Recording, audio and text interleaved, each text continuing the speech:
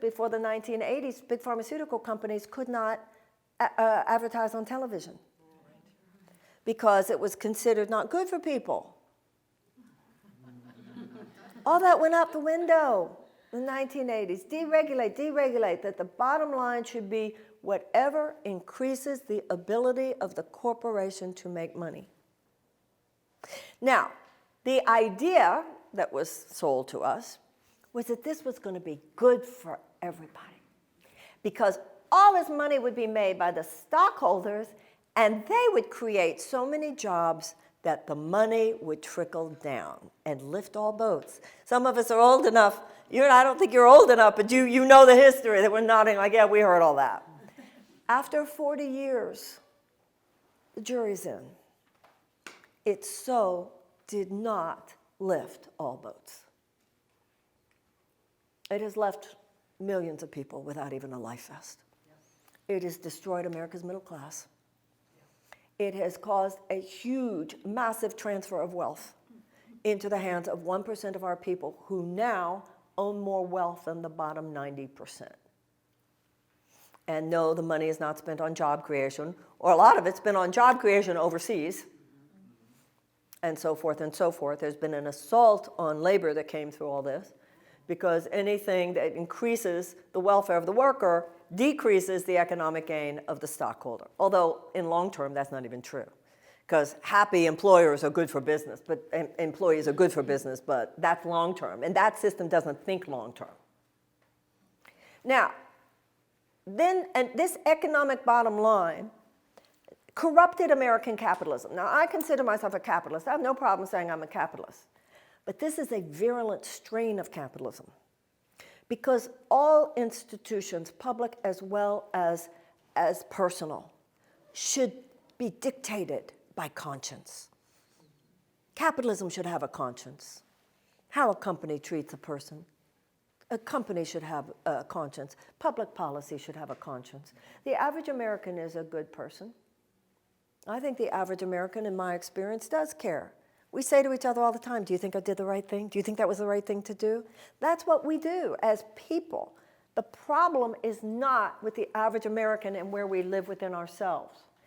It's that we have stopped applying just the basic laws of common decency that we certainly apply to our individual lives to public policy, like that's something different.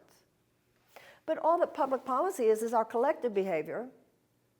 And in a representative democracy, the government is supposed to be representing the will of the people. Well, I've already said the will of the people is that we're decent. But government in America today does not represent the will of the people, so much as it represents the will of huge multinational corporate interests, whose will is short-term economic gain for its stockholders, even if it's at the expense of the people that the government is supposedly representing. Why is that? Well, in the 80s was when this whole trickle-down economic nonsense started. Then in the 90s, the money in politics started big time. I mean, it was there before, but then it became really big. And then the Supreme Court said that money is free speech. And then this all climaxed, of course, a few years ago in the Citizens United decision, so that now corporations have unlimited power to dominate our elections. We are not a functioning democracy. Right. No. We're not. Our government has moved from Lincoln's comment on a government of the people, by the people, for the people, to a government of a few of the people, by a few of the people, for a few of the people, a government of huge multinational corporate interests, by huge multinational corporate interests, and for huge multinational corporate interests. But we're looking to the governmental establishment that created this to somehow repair this. Are we fools? That's really the question. And it's a question in this election. Because a political status quo perpetuates itself. A political status quo does not disrupt itself.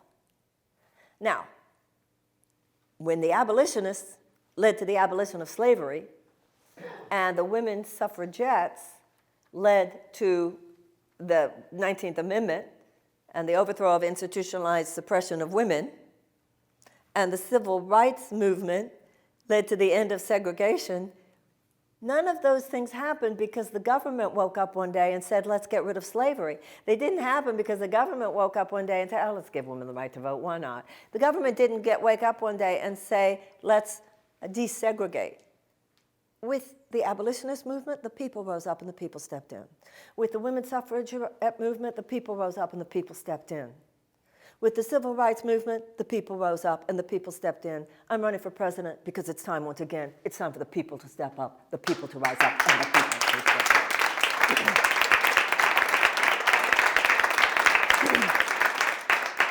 So, of course, the system which drove us into this ditch says that anybody who's not in that system is unqualified to drive us out of the ditch. Of course they do. Of course they do. That's how the system operates. This is not about individuals, and it's certainly not about the candidates. It's about the larger system. Now, even if listen, I'm a Democrat, and I'm even beyond being a Democrat, I am very committed to Donald Trump no longer being president next year. Yes. That's a given. But if all we do, if all we think about is we just need to defeat him, we need to defeat him, we need to defeat him, if that's all we do, these forces will be back in 22. And they will be back in 24. Just defeating Donald Trump next year, we have a bigger job. I'm not saying we don't have that job to do, but we have a bigger job to do. Donald Trump is the symptom. We need to address the cause. We need a fundamental disruption of what has become a corporate aristocracy. Yeah, absolutely. And we said no to that in 1776. It's time to say no to it again. Hundreds of years ago, it was landed gentry in big houses in the countryside of England. Today, it's big pharmaceutical companies, and it's health insurance companies, and it's gun manufacturers, and it's chemical companies, and it's food companies, and it's oil and gas companies, and it's defense contractors, and it's agribusiness. Even if it means contaminants in our water. Even if it means carcinogens in our food. Even if it means toxins in our air. Even if it means pesticides for sale that we know do harm to a child's brain, developing child's brain. Even if it means the desecration of our planet. Even if it means a perpetual war machine that doesn't seem to have anything built into it having to do with how are we going to create peace as well as be prepared for war. We have moved, ladies and gentlemen, from dysfunction to malfunction, I'm afraid. Now, if you have a friend who is someone who drinks too much or someone who takes drugs too much, we're living in modern America. We all know what that means. And most of us have either received a phone call or made a phone call in which somebody says to somebody, you think we ought to do something? Did you see her last night at the party? Yeah, I was there. Did you see she couldn't even walk to the car? Did you see that? Yeah, I saw it. Was anybody else there? Yeah, I think her brother was there. Do you think we ought to call him? Now, when I have either made that call or had someone else make that call, I've noticed how it's always everybody was getting it at the same time. Her mother was feeling it, and her brother was feeling it, right? And her boyfriend was feeling it. Everybody kind of knows it's time. Does anybody know an interventionist? Why? Because we all know there's a level past which you cannot go. The physical survival of the body is not guaranteed. You take drugs too much, you might overdose. You drink too much, you might die. And everybody, it's a gut call, isn't it? It's interesting how everybody starts feeling it at the same time. Like, this has gone too far. Because we know that the survival of the physical body cannot be guaranteed. We're not stupid. It's time for us to awaken from our magical thinking. The survival of our democracy cannot be guaranteed either. And the survival of this species cannot be guaranteed. Part of the problem is that the political establishment has decided that in order to win elections, the best thing to do is to talk to us like we're 14 years old. We're not even talked to like we're intelligent adults. And yet, if ever there was a time in American history where we really need to be intelligent adults now, we really need to be deep thinkers now. I don't care who you are. If you're 18, I think we should lower the voting age to 17, by the way. But I don't care if you're 18 or you're 80, we all need to put our head together and we need to be deep thinkers now. And another thing that the political establishment does, it talks to us like we're children. It's turned us into spectators, but it also assumes that you only care about yourself. Ooh, you're older, I'm going to talk to you about Social Security. Ooh, you're black, I'm going to talk to you about mass incarceration.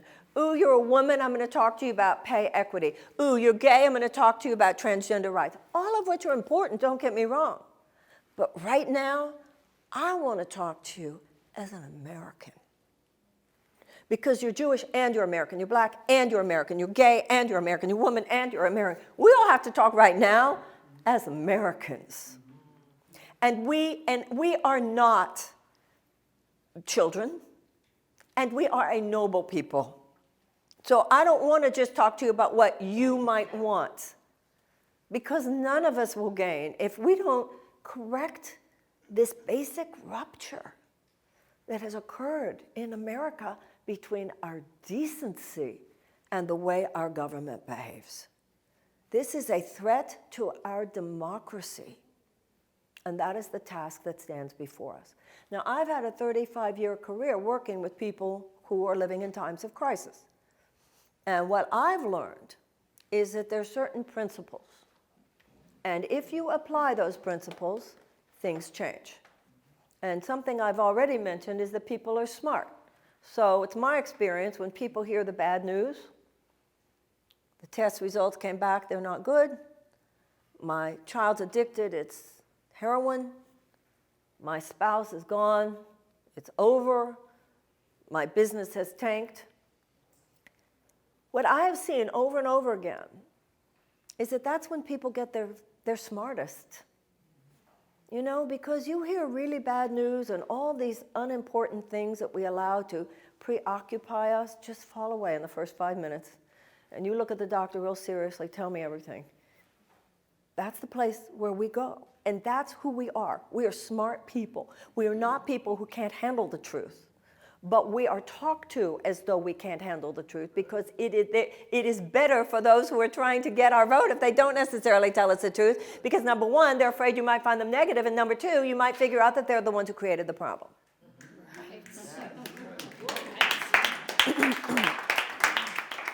So, number one, we have to repeal the 2017 tax cut. Yes. It's a $2 trillion tax cut, where 83 cents of every dollar goes to the very richest individuals and corporations, and there is no evidence anywhere that it will ever even pay for itself, much less stimulate the economy. It is absolutely a continuation of the massive transfer of wealth into the hands of that 1%. We should put back in the middle class tax cut, because that was a good idea. It should have been there before.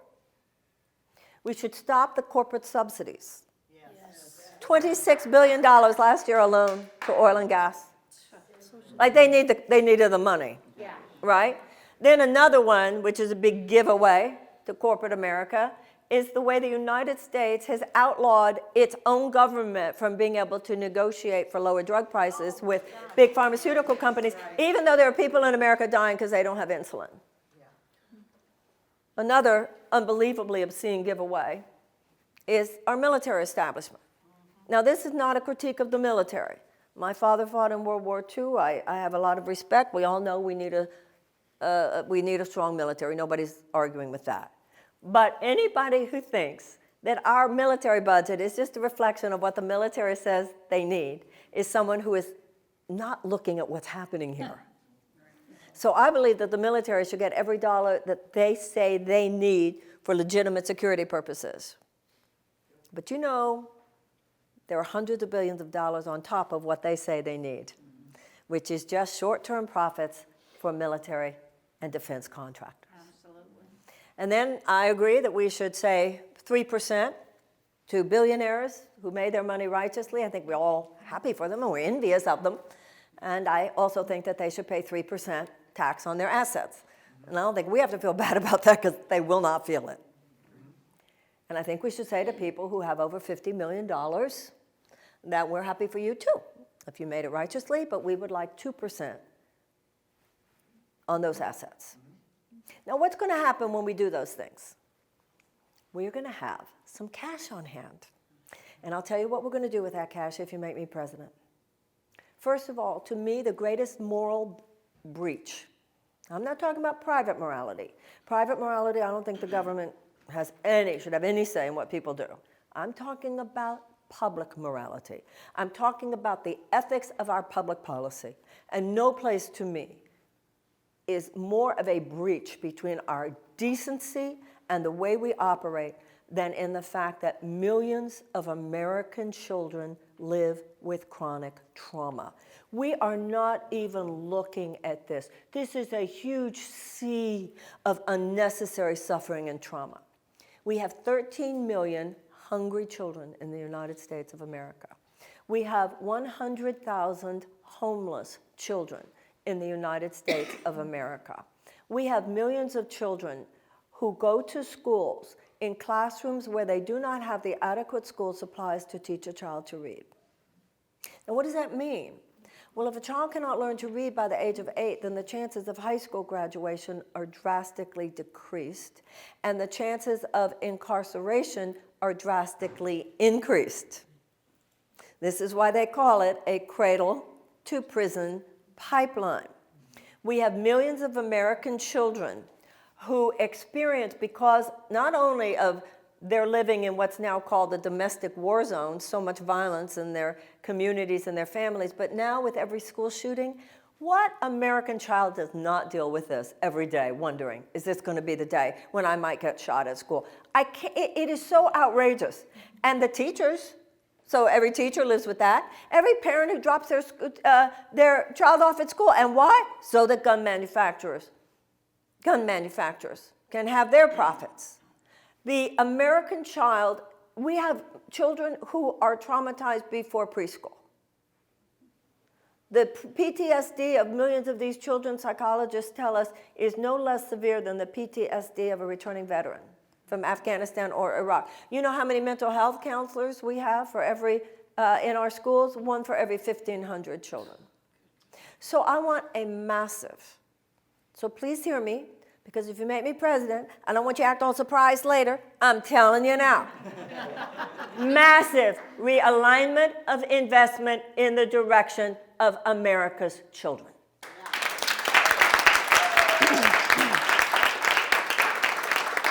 I want a United States Department of Children and Youth. You see, when our economic system was invented, women didn't even have a voice in the public sphere, and taking care of children was just seen as women's work.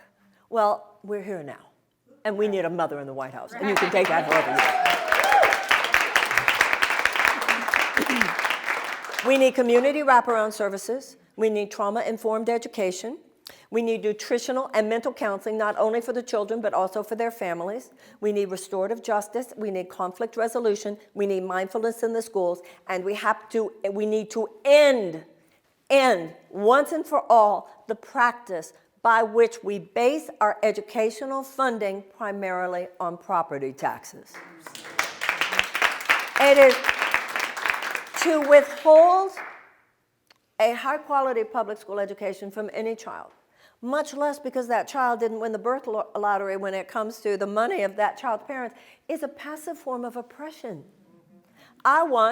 So hear me now, because I don't want you to tell me later, but you didn't tell me. No, I'm telling you now.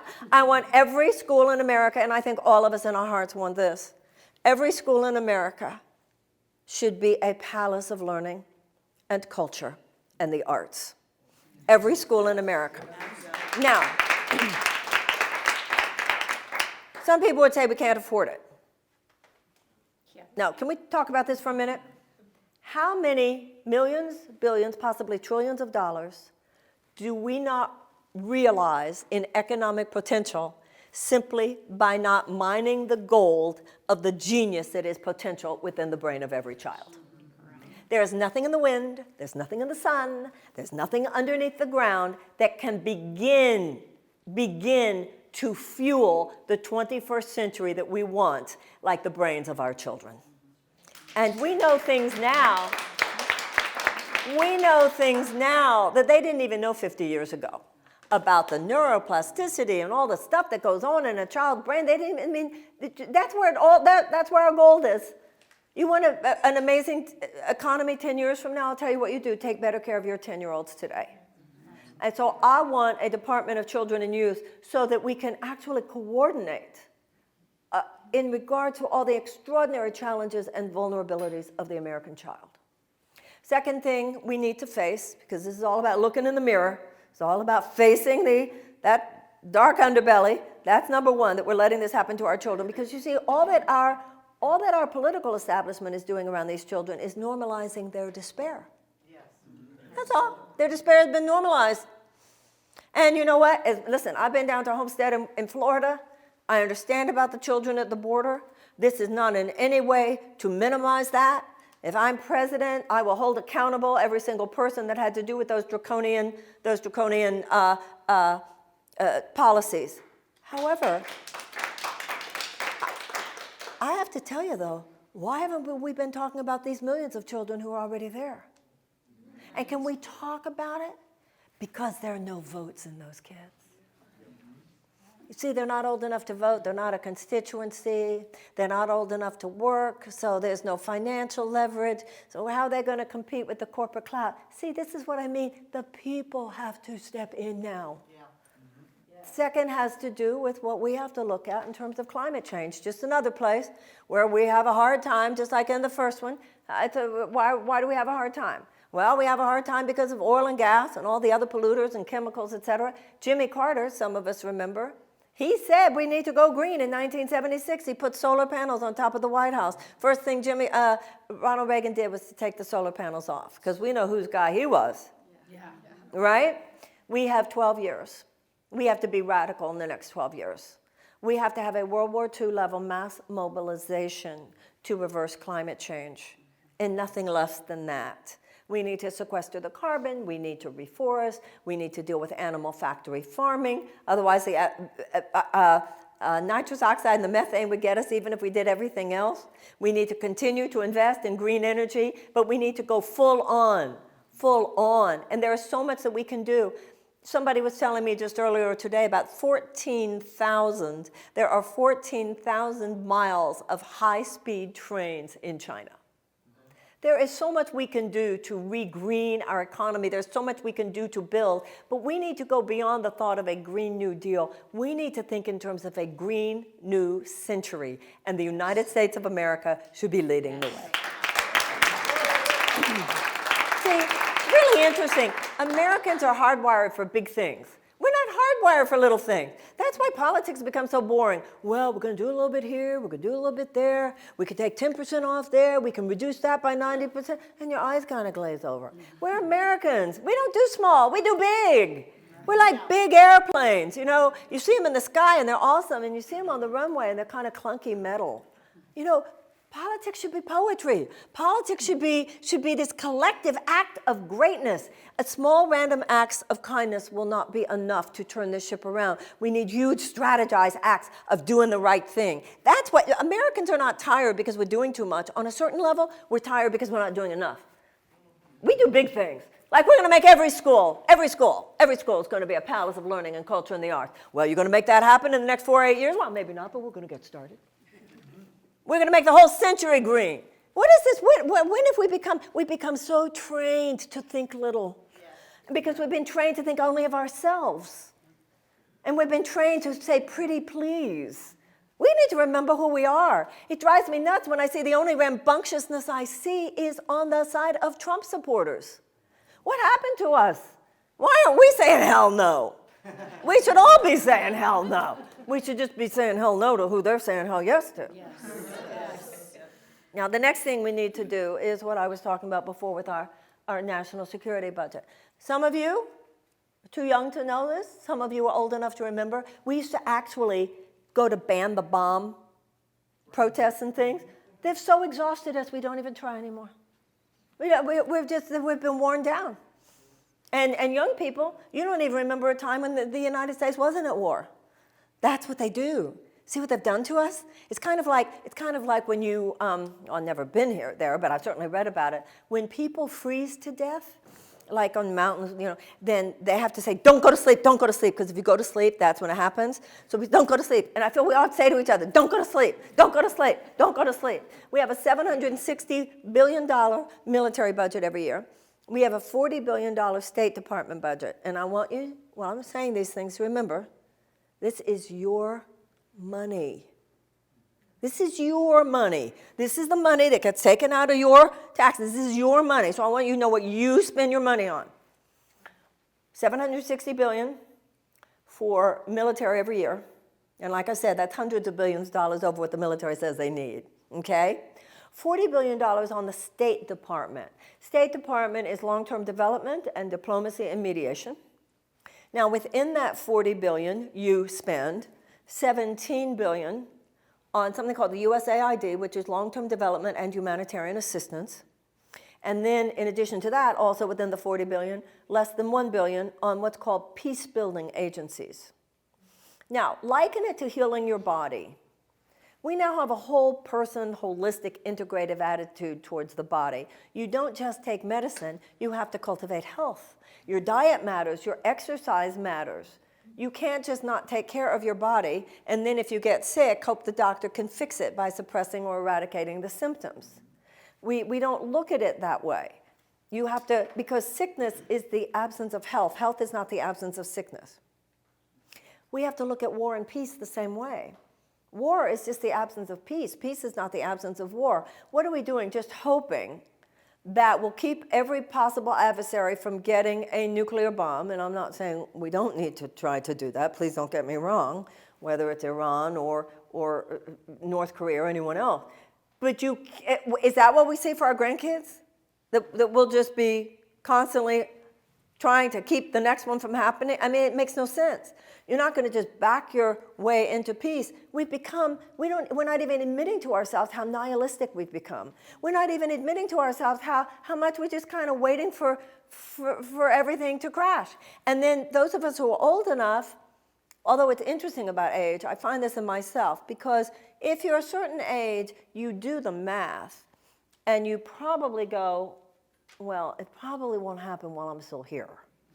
But at the same time, it's counterintuitive because, interestingly enough, you feel greater urgency even though you won't probably be here, because it's just built into the species that the older we get, we are elders. It's an archetype. And then you've got younger people. I think those of us who are older need to get. Do you know how many younger people just are really talking very seriously though, about not having children?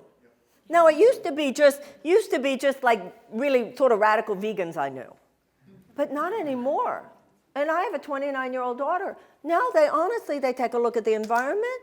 They take a look at all of this. What is happening? And we're just kind of going on and on like this, and we're not even discussing. Politics should be where we're seriously discussing what's going on, not where we're not discussing what's going on.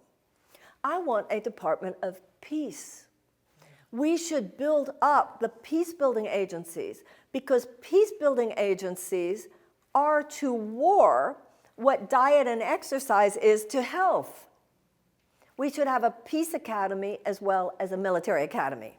So right now, what happens when the president meets with national security advisors? You've got all the people in suits and general suits, and they look so sophisticated, and they look so serious, and actually they are, and you are too, until you realize these are the people who took us into Iraq.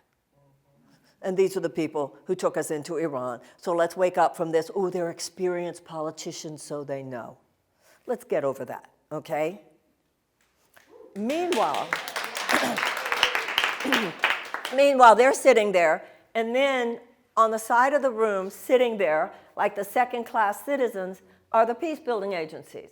Now, let me tell you what the peace builders do, because these are specific skill sets and specific expertise. And this expertise is no less sophisticated than military expertise, and in some of the places where these things are practiced, just as courageous. There are 4 factors which, when present in any environment, statistically indicate there will be greater peace and there will be less conflict. And anybody in this room, if you thought about it, could figure out what they are. Number 1, greater economic opportunity for women. Number 2, greater educational opportunity for children. Number 3, reduction of violence against women. And number 4, just the amelioration of unnecessary human suffering. We should see large groups of desperate people as a national security risk. Yes. But where's the corporate profits there? See how corrupt this is? Just like with a profit-making healthcare system, there's more financial incentive in sickness than in health, which is why we need to change that. And with war and peace, there's more financial incentive for corporate interests in war than in peace.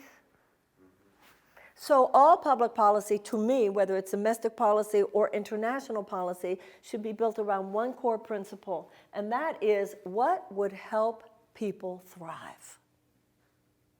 That's where peace comes from. When people aren't desperate people do desperate things. Desperate people also are more vulnerable to ideological capture by genuinely psychotic forces, whether it's gang membership or a terrorist organization. But also that's where money comes from. Money doesn't come from a bunch of crumbs dropped from the table of corporate aristocrats in the form of job creation. That's not where money comes from. And by the way, this is not personal, because not every rich person in America is a greedy bastard. Some very, very, very wealthy people in America would agree with everything we're saying here. You know, no socioeconomic group has a monopoly on values or on conscience. I don't care if you're rich or you're poor, or you're black or white or you're gay or whatever. People know something's going too far. So we need a coalition of conscience now. It's not your group and then your group and your group. This is all of us as Americans. We have a ship that needs to be righted now. American capitalism must reclaim its conscience, and the U.S. government should be disconnected from its obscene, immoral, and undemocratic obeisance to the will of a capitalist system.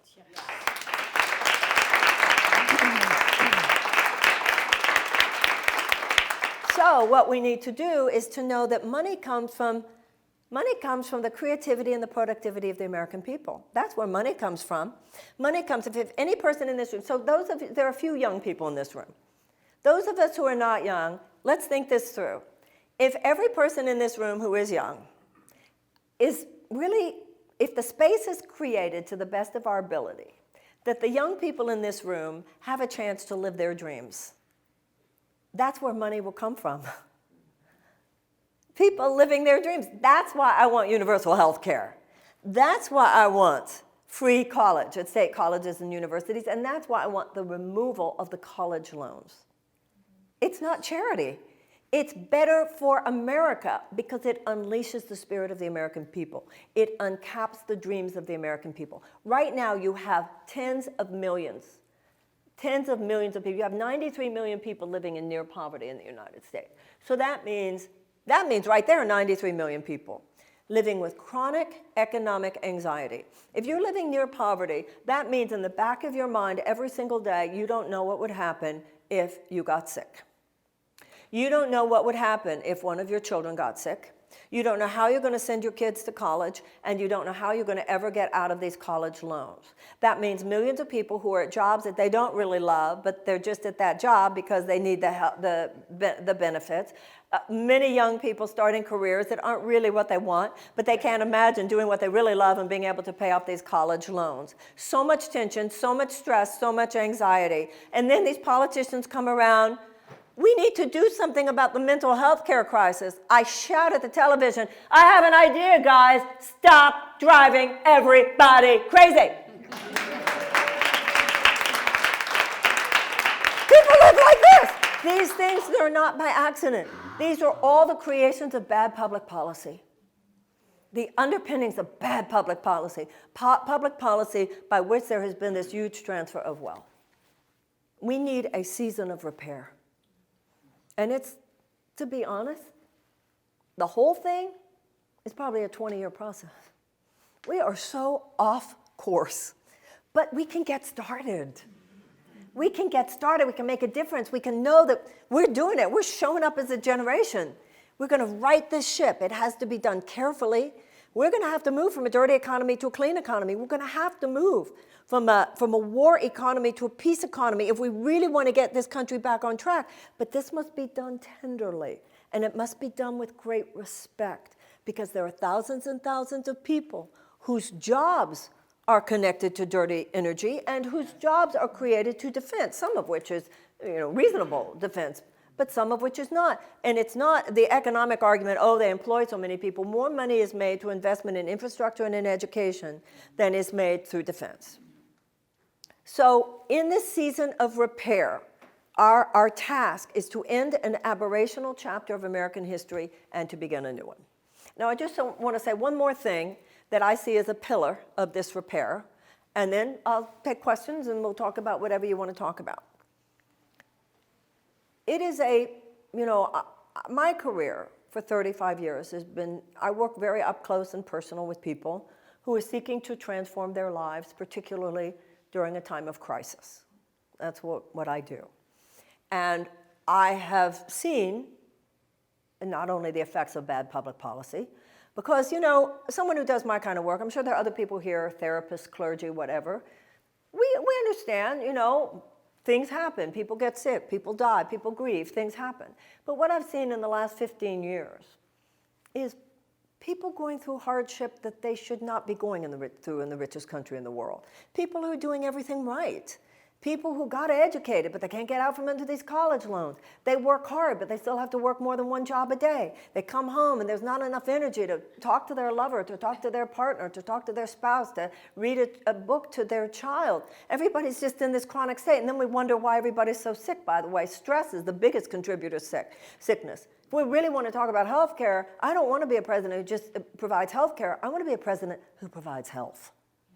And in order to do that, we're going to have to recognize what the chemical companies are allowed to do and what the food companies are allowed to do and what every other agribusiness and everyone else who's contributing to contaminants, et cetera.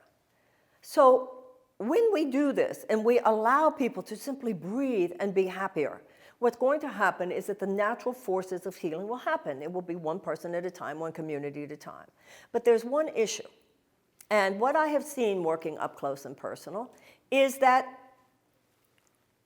if you look in the mirror and you're willing to be honest and you're willing to, recognize where am I and where am I not who I say I am, where do I have to atone, where do I have to make amends, where do I have to make some changes, where do I have to rise to the occasion, then your life changes.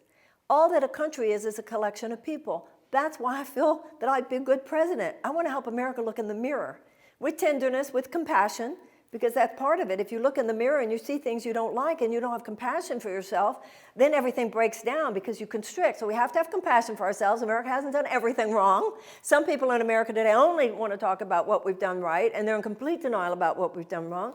Some people in America only want to talk about what we've done wrong, and they're in denial about all the things we've done right.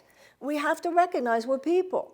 And we want to get where America gets it right and extend that to our children. And where America's got it wrong, we want to break the chain. So there's this one issue. In AA, people are told to take a fearless moral inventory and admit the exact nature of their character defects. There's one character defect that's been with us from the beginning, and it's simply time to clean it up in the next way. And that's racism. It's been with us from the beginning, and it's time to start a new chapter. I don't think the average American is a racist. That's not my experience or my belief.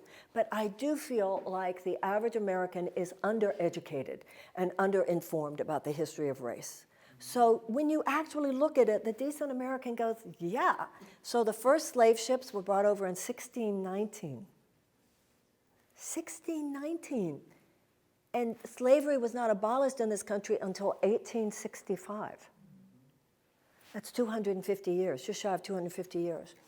At the end of the Civil War, historians believe there was anywhere between 4 and 5 million slaves.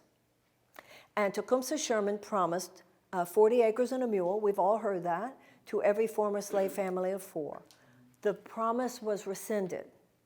And except for the 12 years at the end of Civil War called Reconstruction, where the federal troops were in the South to ensure that slavery would not be reinstituted, except for those 12 years, at the end of the Civil War, at the end of 250 years of slavery, there was another 100 years of institutionalized violence against black people. I mean, what do you call lynching? What do you call Ku Klux Klan? It's domestic terrorism. And throughout the South, they passed what were called the Black Code laws to ensure subpar economic, social, and political opportunity for black people.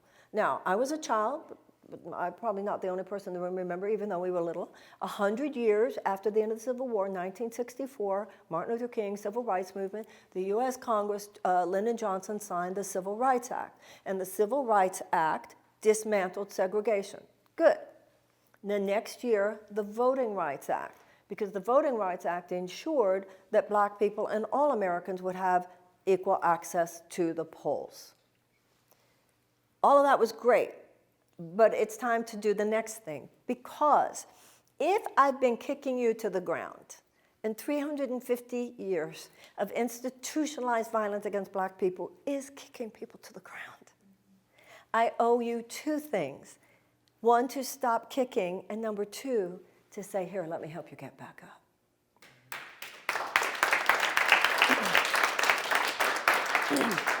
And in some ways, we have to face this. We're sliding backwards. Yes. Mass incarceration, we're sliding backwards. Mandatory minimums in sentencing, we're sliding backwards. Racial disparity in criminal sentencing, we're sliding backwards. And now, since 2013, the John Roberts-led Supreme Court has been chipping away at the Voting Rights Act so that now we have these voter suppression efforts all over the country. Yeah. So Germany has paid $89 billion in reparations to Jewish organizations since World War II.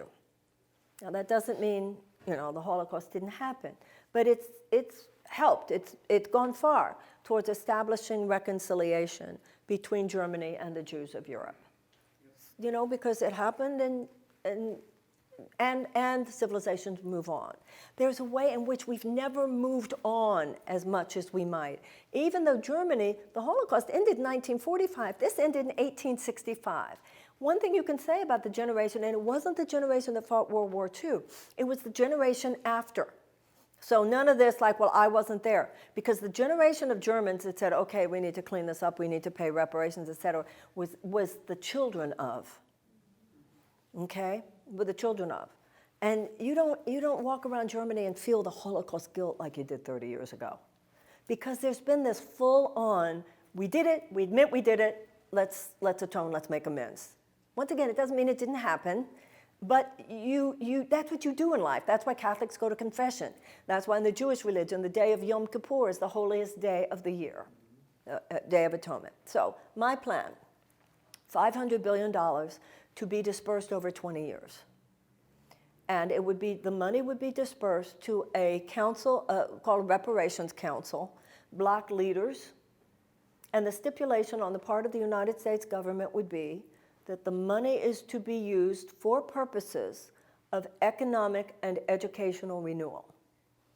Within that, whether it's for historical black colleges or home ownership by black people or investment capital in black businesses, whatever, it would not be white America's decision.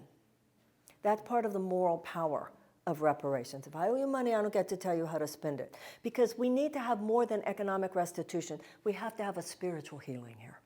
And everybody's talking about doing, understanding white privilege, et cetera, all of which is important. I've been leading ritualized prayers of apology to black people in my services for decades. But at a certain point, if you owe me $1,000, I really appreciate the apology.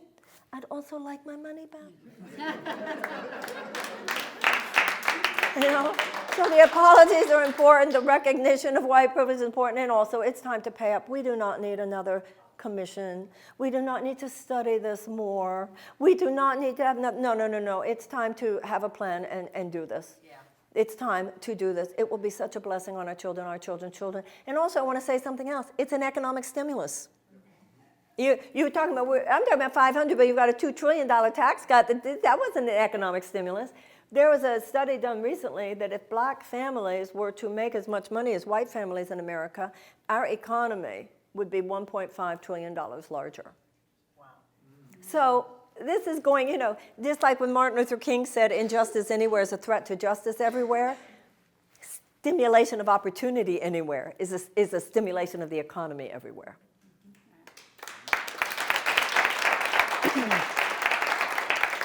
My whole health plan, which I will be revealing like in the next week or so, has as much to do with creating health as it has to do with treating sickness. It acknowledges all the ways that we need to address prevention of illness. It acknowledges all the ways in which Americans have a higher level of chronic illness than do people in other countries. Why do we have so much asthma? Why do we have so much diabetes? Why do we have so much obesity? How can the government actually incentivize health, not just pay for health care? And also, how can a health care system actually provide greater opportunity for people who are dealing with complementary medicine, energy medicine, all kinds of preventative things that will actually help people to cultivate health.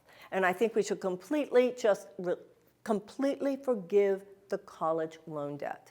You have $1.5 trillion of loan debt. Now think about this. All these kids want to do is get in the game. All they want to do is get in the game. But because they're carrying this college debt, they can't get in the game. So you're keeping them from starting the business they want. You're keeping them from being a happy employer. You're keeping them from being a happy employee. And that's where money comes from. So we need to shift our entire bottom line from an economic bottom line to a humanitarian bottom line. That's what we need to do. The only other thing I want to say before I answer your questions is, I have heard people say that the things that I just said here, I've had people say, they sound great, Marianne, but they're radical. They're common sense. Yes. That's how in trouble we are. That saying something like, well, first we should feed the babies. We really should feed the children. And we really should make sure that our grandchildren can breathe. And we should pay whatever debts we have. And we should try to create peace as well as be prepared for war. The fact that anybody would see that as radical shows what trouble we're in. And the fact that any of those things would be left out of the conversations that we would be having among ourselves as citizens, particularly in a presidential campaign season, also shows what trouble we're in. The current political establishment is too narrow a container. It's a superficial conversation. It doesn't go deep enough. It just speaks to symptoms, and it does not speak to cause. So we have some haters in this country. We have the bigots and the racists and the homophobes and the anti-Semites, and they're on the move. But there are far more lovers than haters. But we have to be as convicted behind our love now as some people are convicted behind our hate, because they are exerting political force. And this president, God bless him, he is not just a politician. This is another area where we have to get serious here. This man is not just a politician, he's a phenomenon. And traditional politics will not be enough to override what he is bringing to the table. We need to create a phenomenon of our own. And it's not a human being. It's all of us waking up. And nothing less than that is going to be enough to override the nefarious effects of what's coming at us. What I said to you today is simply truth. I'm not saying the other candidates are lying. They're telling the truth too. But at this time in our history, we need to do more than tell the truth. We have to do what you have to do in a court of law. You have to tell the truth and the whole truth and nothing but the truth. Only outrageous truth-telling will defeat the outrageous lies that will be coming at us next year.